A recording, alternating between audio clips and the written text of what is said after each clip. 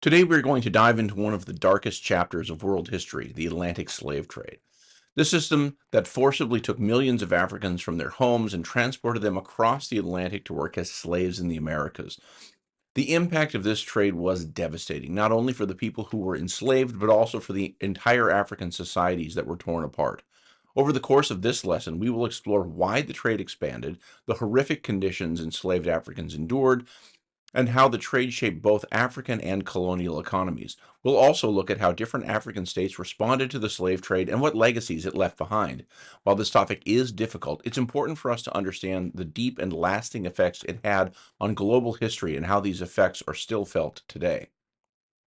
So, by the end of this lesson, you will be able to answer some critical questions about the Atlantic slave trade on your mastery check. The first is, why did the Atlantic slave trade expand? Second, how did the Atlantic slave trade shape colonial economies? Third, what led to the tragic loss of life during the Middle Passage? And four, how did the trade weaken some African states while empowering others? So let's begin. Slavery is not a new phenomenon. It existed in ancient civilizations and was often tied to debt, punishment, or punishment for crime, or as a consequence of losing a war. However, the Atlantic slave trade would become unique in its scale and its cruelty. In the 1400s and early 1500s, the Portuguese were the first to bring enslaved Africans to Europe.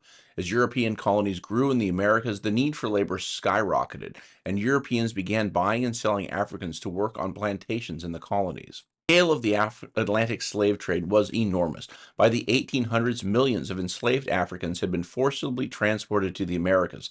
They were primarily sent to work on plantations that grew tobacco, sugar, and other cash crops. The demand for labor on these plantations was insatiable. Tobacco plantations in North America, especially in the southern colonies, relied heavily on slave labor. In the Caribbean and South America's sugar plantations were major destinations for enslaved Africans. There were notable African leaders who tried to resist the slave trade. Alfonso I, the King of Congo, initially sought to develop his country with Portuguese help, but was horrified by the growing number of his people being enslaved. Despite his best efforts, he could not stop the trade. Similarly, the Almaini of Futa Toro in present-day Senegal tried to make it illegal to transport enslaved people through his lands, but the traders simply bypassed his territory. The Atlantic slave trade operated on a triangular route linking Europe, Africa, and the Americas. European merchants traded guns and other goods for enslaved Africans. These enslaved Africans were then shipped across the Atlantic in a brutal journey known as the Middle Passage. In the Americas, they were exchanged for raw materials like sugar, tobacco, and cotton, which were sent back to Europe. Between 12 and 15 million Africans were forcibly transported, with up to 2 million perishing during the journey. And the conditions on the ships during the Middle Passage were horrific. The enslaved Africans were crammed into filthy, unsanitary holds, shackled for weeks or even months. Diseases like dysentery and scurvy were rampant, and around 15% of those on board did not survive.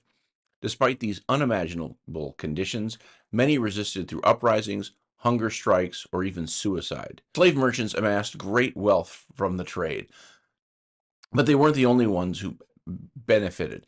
Entire industries like shipbuilding in New England, Canada, and England profited. Plantations in the Americas relied heavily on enslaved labor to produce sugar, cotton, and tobacco, which fueled economic growth. Port cities like Nantes in France, Bristol in England, and Boston in New York in the United States thrived as major hubs of the trade. The slave trade caused widespread destruction in Africa. Wars were triggered, leading to the fall of some states and to the rise of others.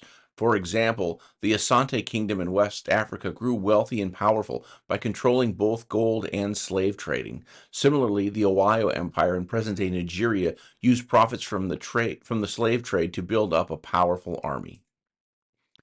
As the brutal realities of the slave trade became more widely known, calls for its abolition grew louder. Reformers pushed to end the trade.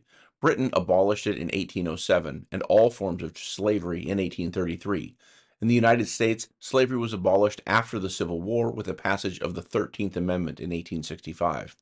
Brazil, where sugar remained highly profitable, was the last country in the Americas to abolish slavery, finally doing so in 1888.